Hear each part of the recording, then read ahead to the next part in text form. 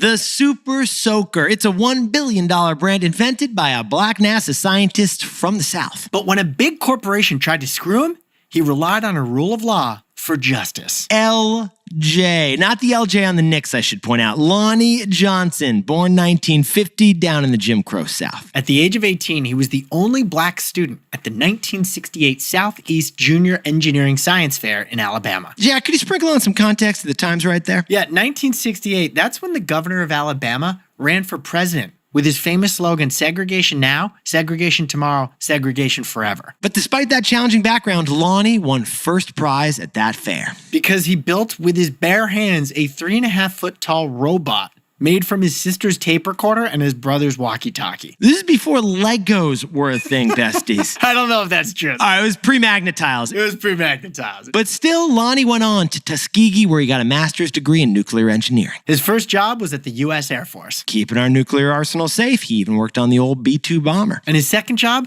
was at NASA. The Jet Propulsion Lab in Pasadena. Ever heard of it? Yeah, he's a rocket scientist. No big deal. NBD. Now, besties, look, that could have been it. Pause the pod, end the pod. Incredible achievements, house, kids, American dream. Check, check, check, check, check. But Lonnie isn't just a paycheck collector and a rocket scientist. He's also a serial inventor. That's right, Jack. This amateur tinker went pro tinkerer by accident. He was at home in his bathroom trying to create a refrigerator that wouldn't emit toxins that hurt the ozone layer. Again, NBD, no big deal. You grab a book, he invents a new refrigerator. Yeah, we're scrolling TikTok, and he's building a refrigerator that saves our planet. Well, we're scrolling it for stories for the pod. I just want to point out, it's a write-off, Jack. Then he accidentally soaks himself with a jet of high-pressure water to the face. So LJ Lonnie Johnson sitting there soaked. Keyword soaked, by the way. And after the shock wears off, he thinks, you know what?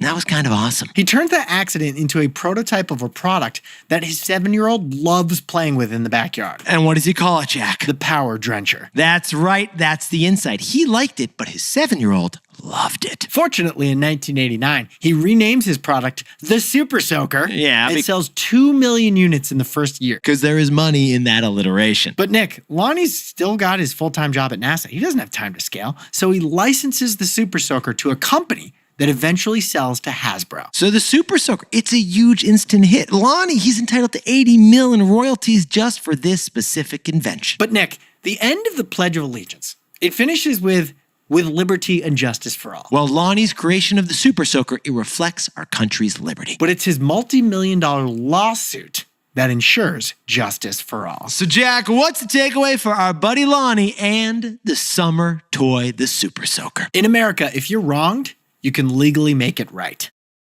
Now, Yetis, full disclosure, Jack and I got our MBAs, but we are both sons of lawyers, so we got deep respect for the judicial system. And so does Lonnie Johnson. We know because we interviewed him last year. We were so impressed by this epic story.